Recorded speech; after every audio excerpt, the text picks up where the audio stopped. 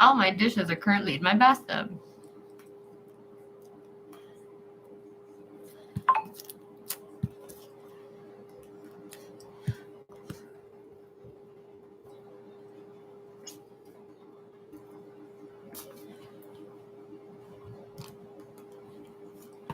You know they got sweet mango habanero and hot. That's honey barbecue, and honey garlic, and then barbecue. So. Oh yeah, whatever you want, Cam. You can get hot. So I don't mind. Sure. I'm surprised you don't get your honey garlic. Sometimes they're a little bit too sweet. Yeah. All right. Yeah, I'll get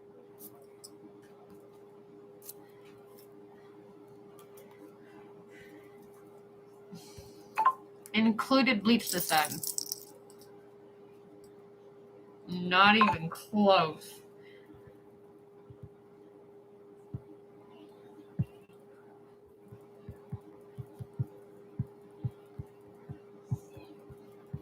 This time you should take me away to a new place where we just might keep an eye on the sky.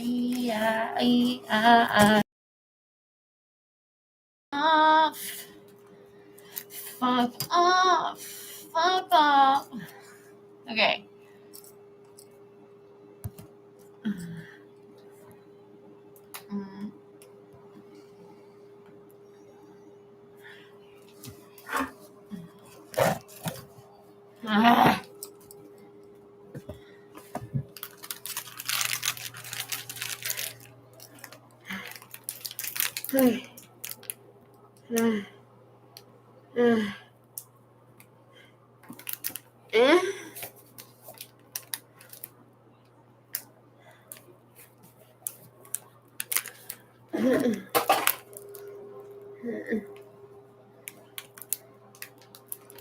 Nope.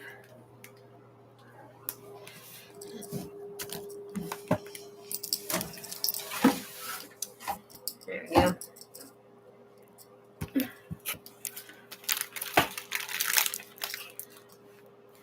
Alright, that'll work. That'll do, pig. That'll do.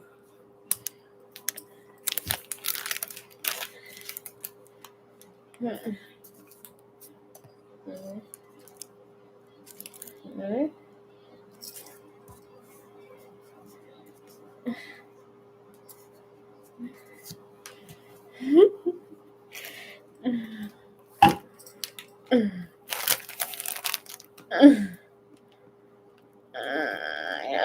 This is so hard.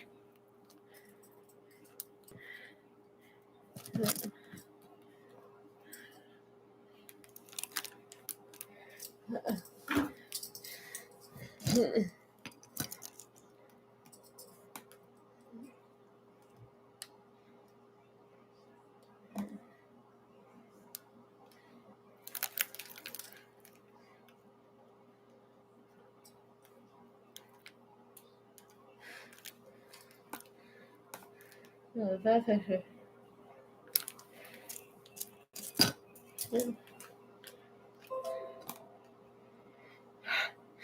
That.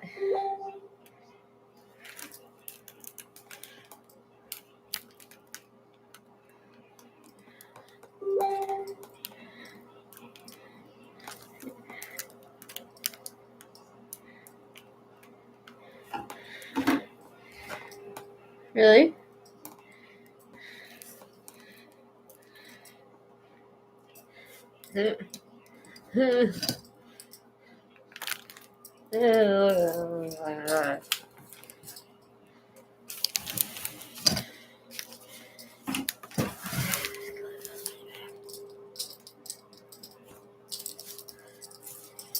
I'll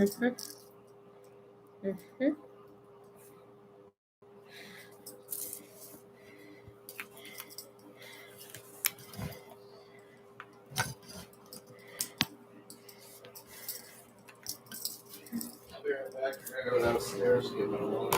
Okay.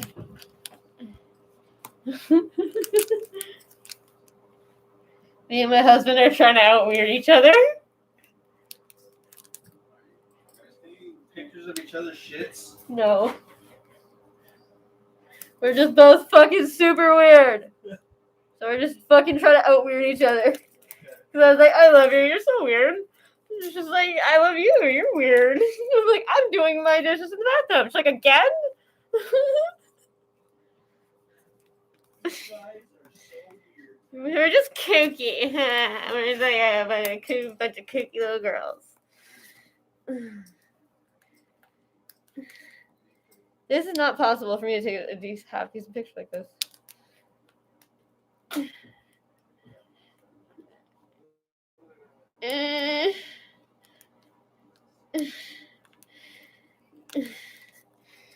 Oh god, that took forever. It's only 5 tries.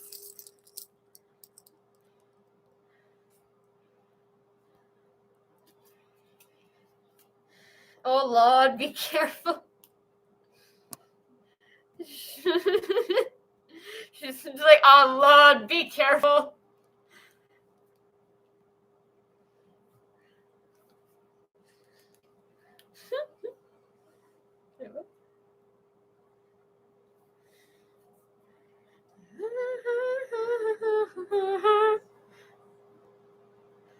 Oh, I can't be happy all the time.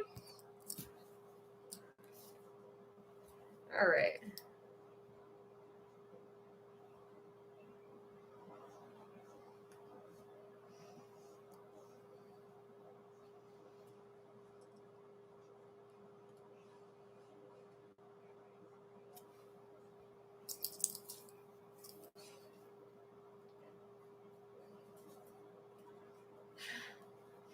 Oh shit.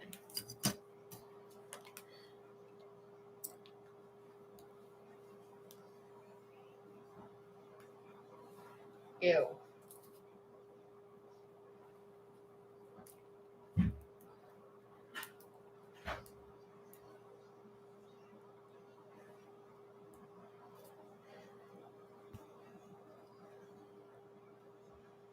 No. Are you fucking kidding me?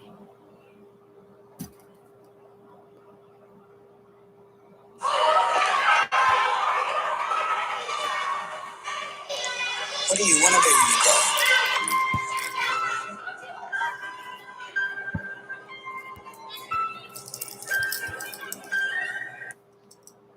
Okay, I guess we're not doing that. I don't get it. Why is there fucking feedback?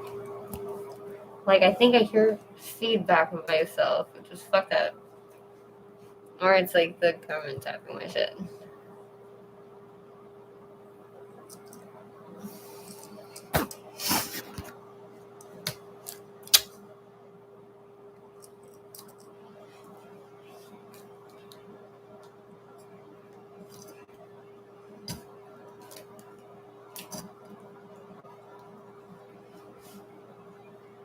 Oh, that was fucking adorable, actually. Takes one fucking moment to make him a good father. It takes one fuck up to make you a horrible mother. Monk in quarantine. Kill the bill.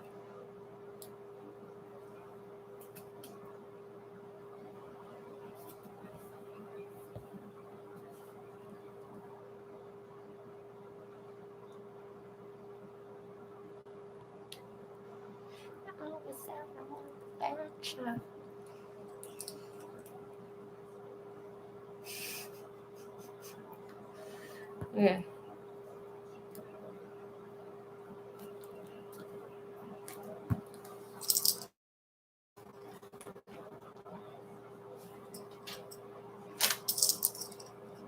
Warning. Censorship. Warning. Behind me, tens of thousands are now marching from the State Library to Parliament, calling on anyone who will listen to ensure that this controversial bill that gives absolute power to Dan Andrews is killed this week.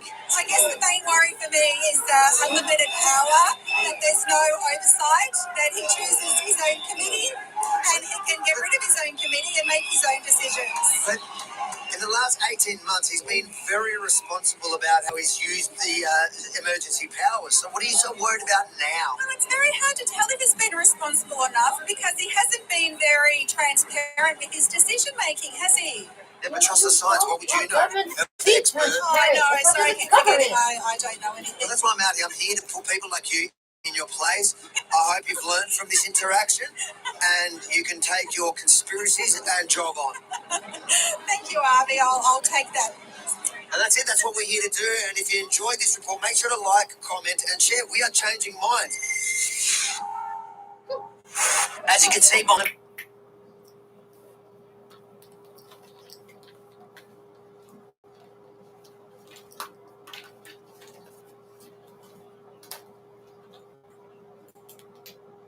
What?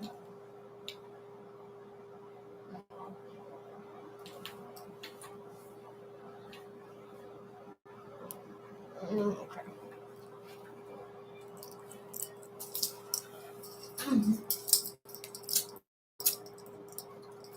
Joining us now, our old friend Jonah Furman from Labor Notes. He covers everything that's going on with the unions and the big strikes. It's strikes giving, some people are saying out there on Twitter. So Jonah, we wanted to bring you on for an update here around what is happening with IATSE, which are many of these workers in Hollywood who operate the cameras and more. They had voted, I believe, to authorize a strike. Then they called it off because they were offered a new contract.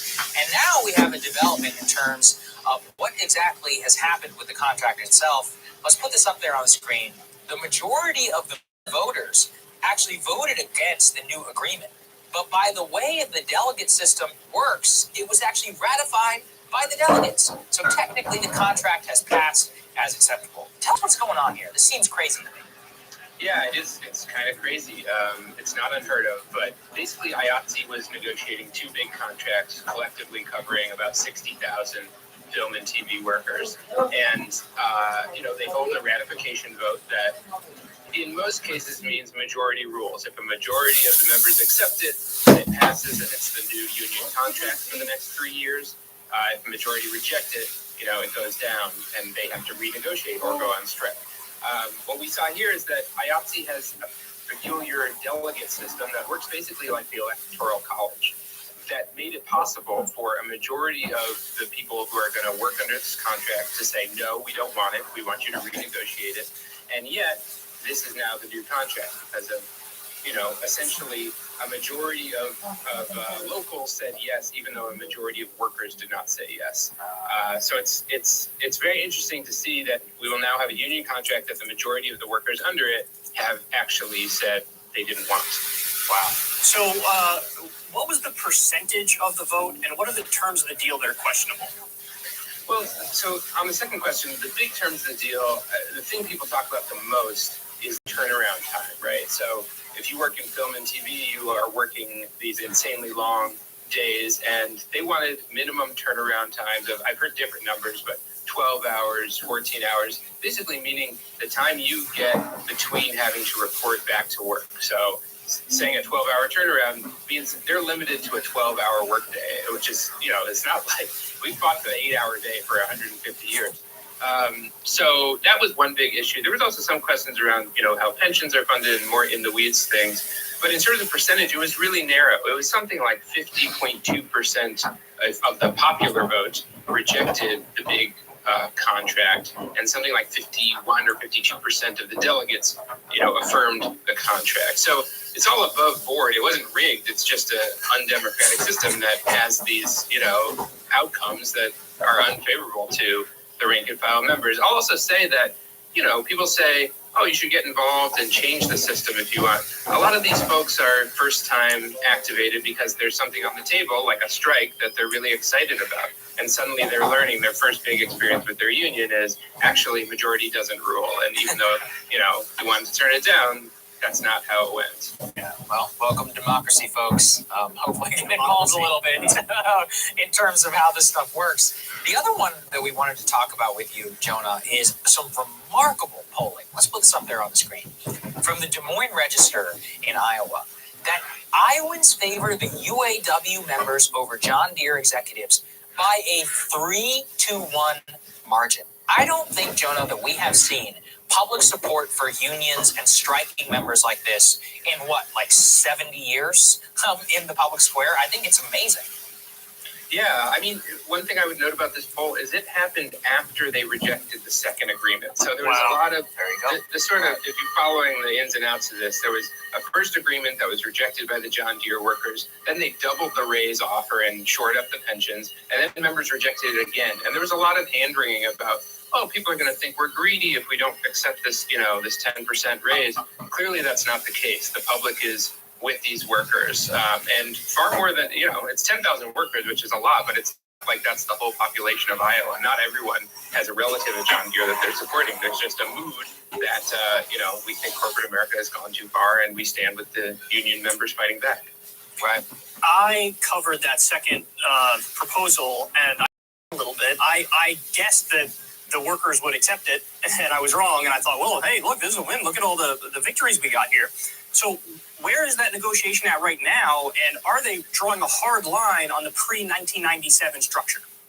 So right now, basically tomorrow on Wednesday, we will see the vote on the new agreement, which is really, the union called it the same agreement with modest modifications. It does provide a little bit more money for a small group of the workers, and the question is, will workers basically say, okay, this strike has gone long enough and we'll consolidate our gains? I think the big thing to note about the Deere strike is between the first and second contract, they went from defense to offense. So they were defending against a bad contract that would kill the pension for new hires, that was going to provide sub-inflation raises. They rejected it and said, actually, we're going to go on the march. We're going to get what we actually deserve. The question really is one of strategy.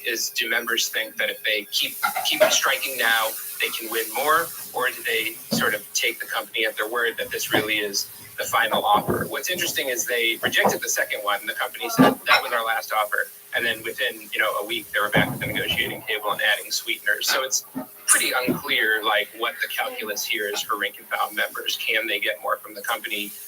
Either way, it's a massive win. I mean, a 10% wage increase in the first year and saving the pension for all new hires. These are not things we're used to seeing in the 21st century private sector labor movement. We are not used to seeing it at all. So, Jonah, tell me, are people taking note of the public support, of the solidarity that people are showing out there, and thinking about going on even more strikes right now?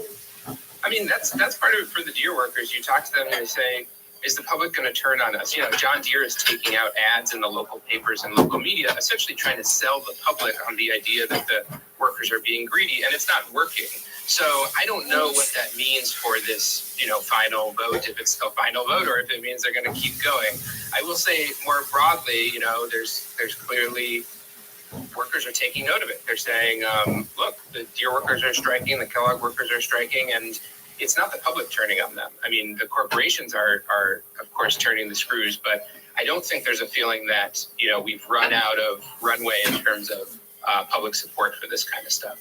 Yeah, well, it's always great having you, Jonah. We really appreciate your analysis and your updates. Appreciate you for joining us very much. Crystal was sad that she couldn't be here today, so thanks, man. Yeah, thanks for having me on. Absolutely. Thank you guys so much for watching. We really appreciate it. If you could subscribe and become a supporter of today, it means the world. We are considering a big number of expansions in order to bring on some great people to beef up our updates. But even more importantly, we are making big plans for the midterm election. So we need your support in order to make sure that happens. Premium link is down in the description. Special thank you to Kyle for stepping in for Crystal last minute. Thank you very much, man. It was my absolute pleasure. Doing a show with you was just as fun as I thought it would be, and I hope everybody out there enjoyed it. Crystal will be back soon, so don't worry. I said the same thing. When I was sitting in your chair, I said the same thing. Guys, it's okay. He'll be back very shortly. Please tolerate me for a day. But if I can do a shameless plug myself, everybody go subscribe to Secular Talk on YouTube. That's where I do my show, and thank you very much. Link down there in the description. You guys all know Kyle's channel already. If you're not, go ahead and subscribe. We appreciate that very much. And Crystal and I will be back on Thursday.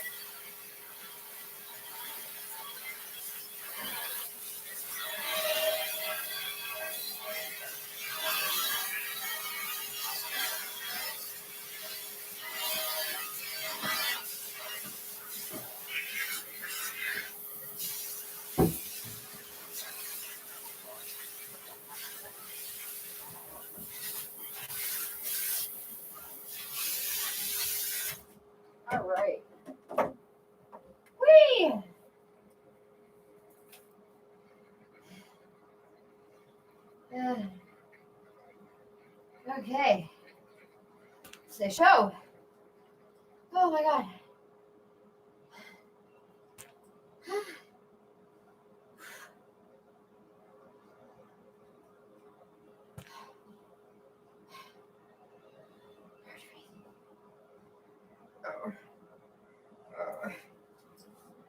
Oh.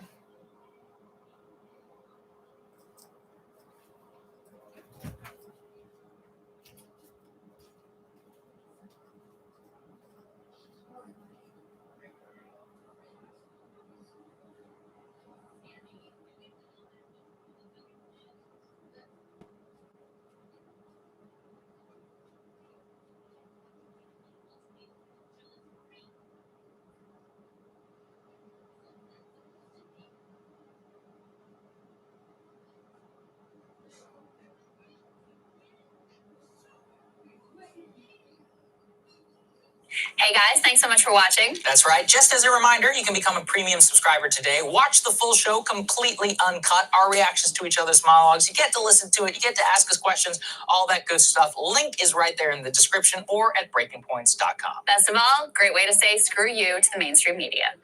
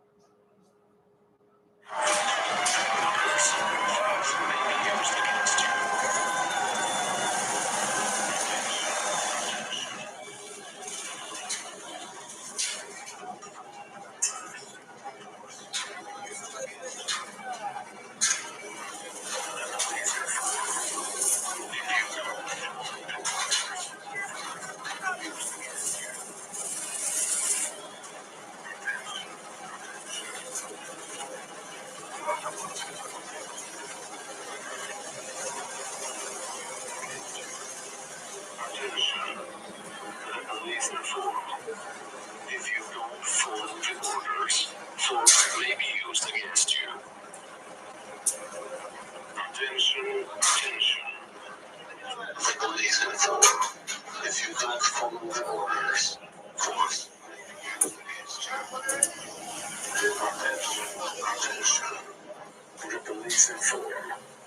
If you don't follow the orders, force may be used against you.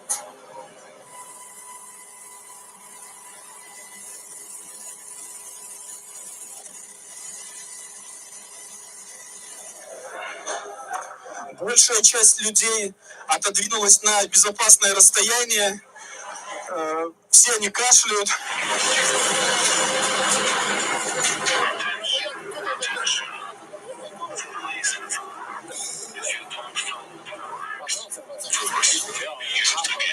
Абсолютно неприемлемо поведение польской стороны. Я думаю, что если заточивый газ, водометы и выстрелы поверх голов мигрантов в сторону государства Беларуси, это все отражает, я считаю, стремление скрыть свои действия и не понимать того, что они нарушают все мыслимые нормы международного гуманитарного права и других договоренностей мирового сообщества, они не могут. Конечно, они это все понимают.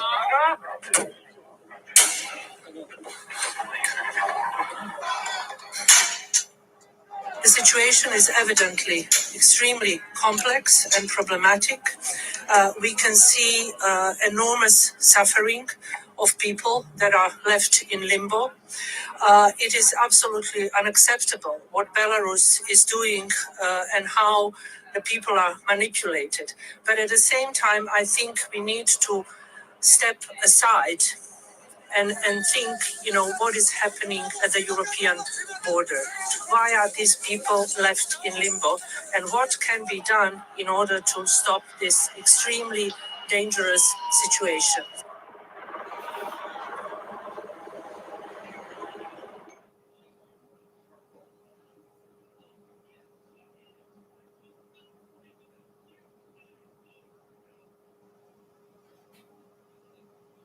We begin with the border standoff that turned violent today. Clashes broke out at an EU border checkpoint when Polish forces used water cannon and tear gas to push back migrants attempting to enter from Belarus. The European Union has approved more sanctions against the Belarusian government to punish it for creating this crisis. The EU accuses Belarus of trafficking potential asylum seekers from the Middle East to the border with Poland. An outburst of violence after days of mounting tension. Polish authorities say they fired water cannon and tear gas after migrants threw stones and attempted to destroy a fence.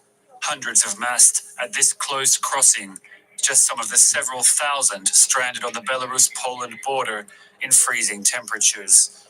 Their frustration expressed with each hurled stone. It is night. It is night. We here sleep in forest, in cold, in Hungary. We waiting to Europa open way, but them not let anyone to help us. If them give us gas and paper, we will give them stone. The Polish reaction gave the Russian foreign minister a chance to lecture the European Union about human rights. The behavior of the Polish side is unacceptable. I think the water cannon, the tear gas, and shots over the migrants' heads towards Belarus, all of it reflects a desire to hide their own actions.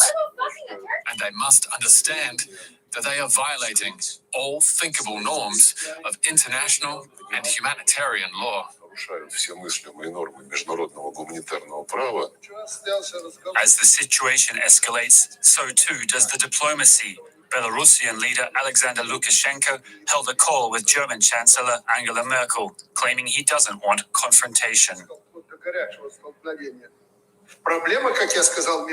As I told Merkel, the problem is that if we don't save these people, we will both lose. Both Belarus and, to an even bigger extent, the European Union, which doesn't let the refugees through to its territory. That is why we need to urgently make a decision about them. The EU and its allies blame Belarus for sparking a crisis. EU defense ministers met in Brussels with NATO, raising the prospect of a military response. Of course, we are deeply concerned about the way the Lukashenko regime is using vulnerable migrants as a hybrid tactic against other countries, and this is actually putting the life of the migrants at risk. And this is the human cost. At least 11 people have died in recent weeks. The latest, a 19-year-old Syrian man who drowned trying to cross a river into the EU, laid to rest by members of Poland's small Muslim community. They say they fear he won't be the last migrant they have to bury. And for more of this, I'm joined now by our correspondent, Terry Schultz. She's following events for us from Brussels. Good evening to you, Terry. We have seen the most violent clashes in this border standoff so far today. What has been the reaction from the European Union? Well, Brent, perhaps not surprisingly, the EU and NATO are much less vocal about violations of human rights in their own member countries than they are in others. These pictures must be making EU and NATO officials very uncomfortable. Poland's actions, of course, are not what anyone would like to see from an EU country. But at the same time, everyone in this town, in Brussels, remains unified behind the message that it was Belarus that caused this situation. And never mind that now it's the migrants on the other end of the water cannons. The blame remains on Minsk. And that's the message they're sticking to so far. I wouldn't doubt, and I would even hope, that some private messages are being passed to the Polish government, asking them to be judicious in their use of strong arm tactics like that. I mean, for one reason, as you heard Foreign Minister Lavrov, it certainly gives Russians and other adversaries something to talk about. You say the blame remains on Minsk, and yet we heard that the leader of Belarus, Lukashenko, had a phone call with the German Chancellor Angela Merkel yesterday. Did that conversation, did it raise a few eyebrows in the European Union? It did. Angela Merkel did tell the other EU leaders that she was going to make this call, so it didn't come as a surprise. They didn't find out about it in the headlines. But for example, some Estonian politicians said this was the wrong way to handle this.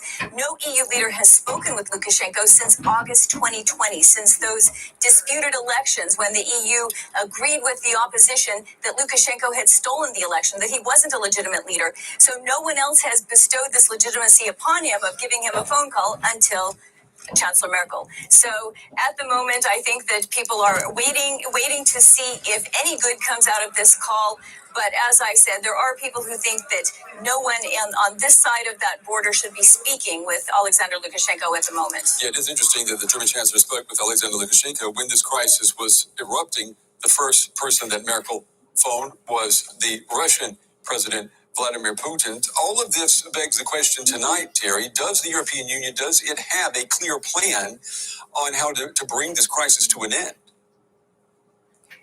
You know, we've spoken about this several times, Brent, and the plan that the EU is putting in place does seem to be having some effect. You know, the first thing that they're doing this week is to go directly to capitals and ask them to stop the flights, stop people from getting on the flights, to add to people piling up at the borders there.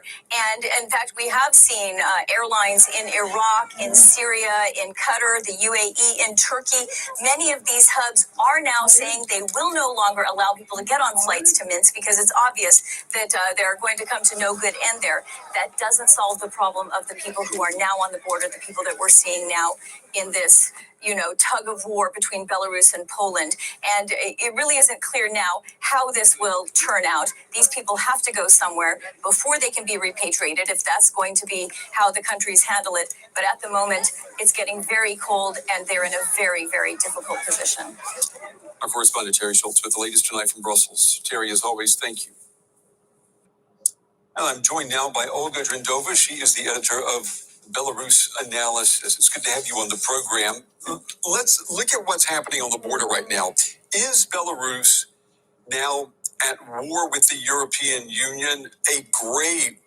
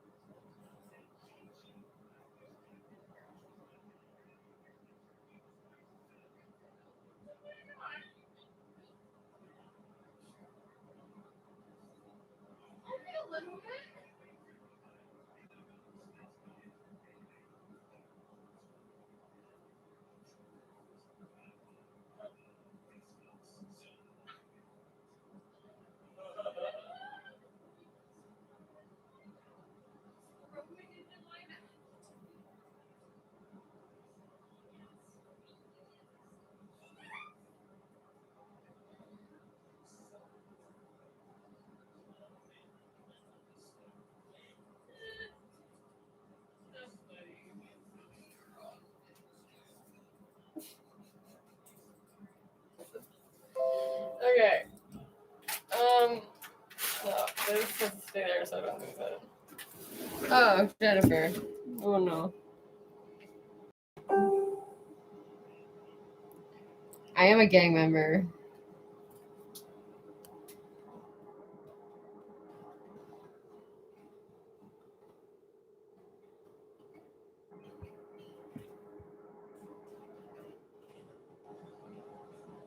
Hmm?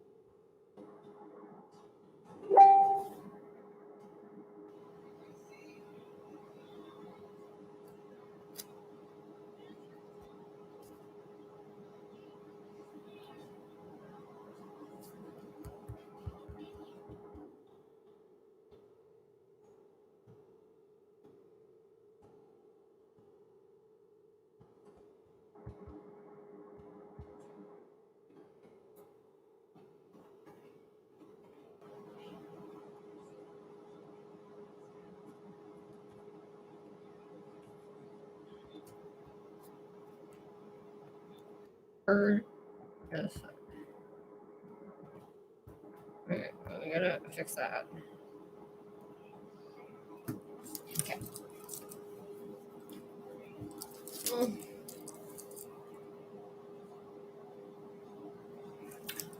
Oh, shit.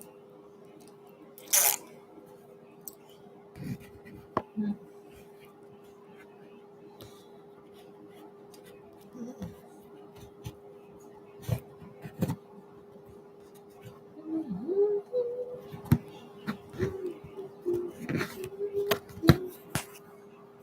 I don't know what it is.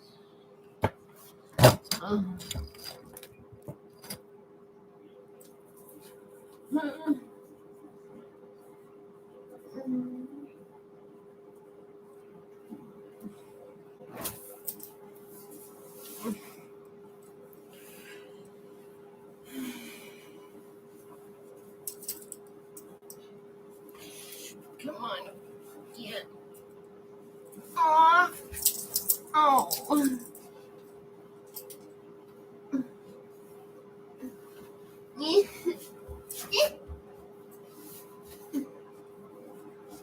Oh, God.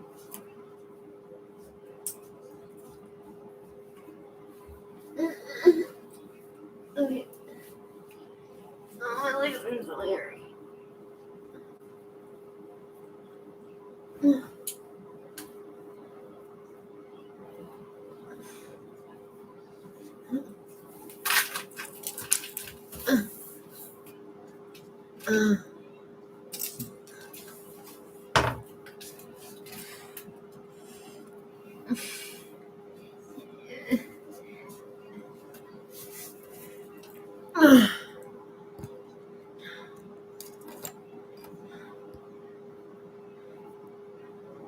Also,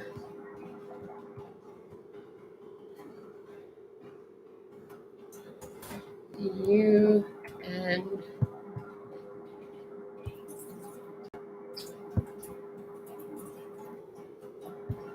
your rage.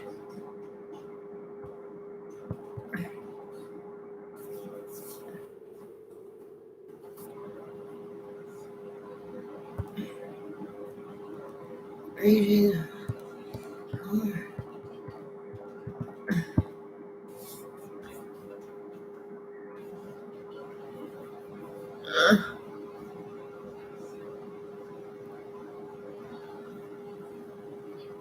Owie. Oh. I shouldn't have to put a plug in.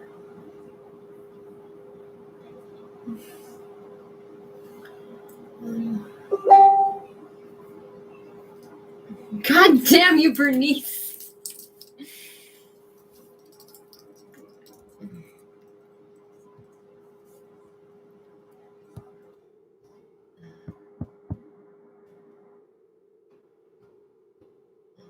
Did you understand it though? No. Okay.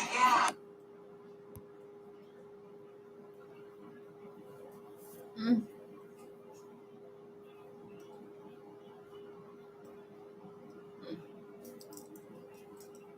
Mm.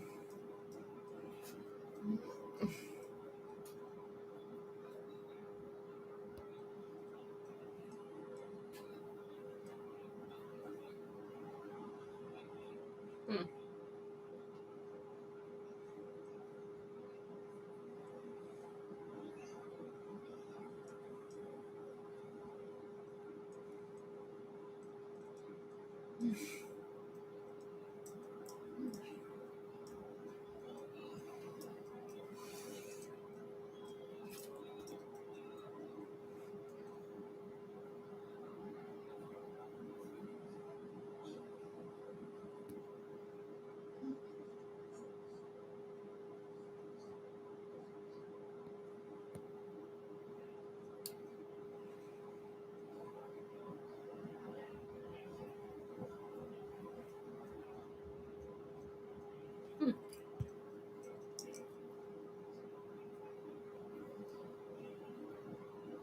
Holly.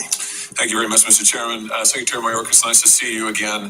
You testified several times already this morning that you have, I'm going to quote you now, rigorous screening and vetting in place. Rigorous is your word for Afghan evacuees, refugees who have tens of thousands of them who have been brought to this country after the disastrous withdrawal from Afghanistan that this administration conducted. Historically disastrous, I might add, in which 13 American service members were killed, including one from my home state. Hundreds, maybe thousands of Americans left behind to the enemy, where they still remain. It's your testimony that rigorous screening and vetting has occurred. And so I assume that you mean by that at least the standard refugee screening process is, if it's rigorous, it's at least the standard refugee screening process. Is that correct? Am I right about that? Senator, I do think it deviates from the refugee screening, but we have taken steps to make sure that the program is indeed rigorous, and I use that term advisedly. I noted that you use it advisedly. It deviates, though, from the standard screening procedures. You're conducting in-person interviews of all of the refugees per the standard procedures. You testified that 100% of these people have been screened and vetted. So you're conducting in-person interviews, the standard procedures of all of these. Our U.S. Customs and Border Protection personnel have physical contact and question each individual at the port of entry. If there is any question with respect to that individual, any derogatory information or any question that bears on the individual's safety, of the safety of the American people, that individual can be placed in secondary. Well, wait a minute. That's not my question. My question is: are you conducting the standard security procedure? Is the standard screening procedure for refugees? Is they are conducted? They are given an in-person interview to find out, for example, if they're a terrorist. So you said 100% of these evacuees are screened. Have they all been given in-person interviews per the normal process? They have not all been given interviews because we have to be mindful of the fact that we were in an emergency situation to evacuate U.S. citizens, lawful permanent residents, special immigrant visa holders, and others who. And what percentage do those, the special immigrant visa holders and American citizens, what percentage of the total tens of thousands of those constitute? I have that that information for you if you'll give me 1 minute. The answer is it's an extremely small percentage. I mean, it's maybe a few thousand out of 60,000 who have come to this country. So my question is, why are you not conducting in-person interviews of the people who have been brought here to this country? Don't you think that's dangerous? I do not, Senator. I think that if in fact there's information adduced that gives any cause for concern, number one, the individual is not brought to the United States. Well, wait a minute. When you say that, I just want to be correct. When you say any information, you mean if they are already in our database as a terrorist or a criminal or a terrorist affiliate, right? Senator, we capture the biometric and biographic information of the individuals in the transit countries. Right. And if they're, I understand that. And if they're in our databases already as a terrorist or a terrorist affiliate or a known criminal, then maybe you're saying there's a fault, and then maybe they get an interview. But what about, so that's fine, but what about the thousands, tens of thousands of people who aren't already in our database? The people who we don't know who they are, have they been interviewed? Senator, what we do is we capture their biographic and biometric information. We screen. That's like a fingerprint. A fingerprint, a photograph, biographic information, and we run it against our databases in our law enforcement intelligence and other holdings. But you're not interviewing them, Mr. Secretary. It's not unless they're already in our database that you then bother to interview them. Do you know how many of the 9/11 hijackers, the 20 who tried to enter this country, do you know how many of them were given an in-depth interview by a trained official? If I may walk through the process. No, this is an important question. Do you know how many of the hijackers were given an in-depth interview? I do not. One. The answer is one. That person did not enter the country. The others were not given an interview. We know the outcome. For that reason, the 9/11 Commission recommended in-person interviews for all refugees and others brought to this country in these circumstances. That was 20 years ago. That's why the standard procedure is an in-person interview for refugees or visa applicants. Now, you've testified You're not doing those interviews. I don't know. They're not happening. No, if I may. You have just testified. You just said that they are not being interviewed unless they're already in our system as a known terrorist. That would have captured none of the 9/11 hijackers. If I may, Senator, that is not, and I apologize if I was not clear. You are correct that we are not conducting in-person full refugee interviews of 100% of the individuals. What percentage are you conducting? I don't have that information. What number have been interviewed? What we are doing. Wait. What number of the more than 60,000 brought to the country? What number have received an in-person interview before they came to the country? Because you said 100% are screened. So what percentage have been given an actual interview by a trained official before they come to the country? When you're speaking of a full refugee-like interview, I don't have that data. I will tell. Why not? Are you not tracking it? No, I don't have that data with me. Well, why, I hear you. I understand what that means, but why don't you? Are you not tracking it? No, we have data in the Department of Homeland Security. You're asking me what data I have at my fingerprints? Well, why don't you have it? You run the Department of Homeland Security. Why do you not know who has been interviewed or not before they're brought to this country? By the way, are you following what's happening to people who've been brought to this country? On September 19th, a female U.S. service member was assaulted by a group of male Afghan evacuees housed at Fort Bliss. September 5th, a report from your office, the DHS, from the U.S. officials at intake centers in Wisconsin identified numerous incidents in which Afghan girls have been presented to authorities as the underage wives of much older men. Other reports of assaults and rapes by Afghan men for Afghan girls. These are some of the folks who have been brought here because they haven't been screened, because you haven't conducted interviews. Don't you think that's a problem? Senator, those individuals have been screened, as I spoke of previously, and let me share with you that if an individual violates a condition of parole, there are two things that can happen. They can be criminally prosecuted depending on the reason for their violation. Mr. Secretary, my time's expired. I've got to turn it over to other senators. I just want to say the fact that you are not conducting the most standard interviews for tens of thousands of people brought to this country is astounding to me. And it seems to me you've not learned the most basic lessons that we learned on 9/11 since then. And the security risk is unbelievable. Thank you, Mr. Chair. Sarah. Let's now talk about the most defining symbol of a country, their flag, the ultimate symbol of one's nationality. Whether you're riding into battle or performing at a sporting event, a national flag is a universal way of associating yourself with your country. Each piece of the flag holds a meaning. From the images and the colors used to the history and the beliefs involved, flags serve an important purpose. Now let me ask you a question. No, they don't. How would you feel if your country's flag is changed? If its colors and design are altered? This is something France has done recently. Its flag has started to look a little more blue. Guys are fucking A deeper ridiculous. shade. Paris has switched to using a deeper shade of navy blue from the previous brighter one. Honestly, First when world you now fucking look at the distance, the flag- problem. France changed their flag! Erase for you! No, France!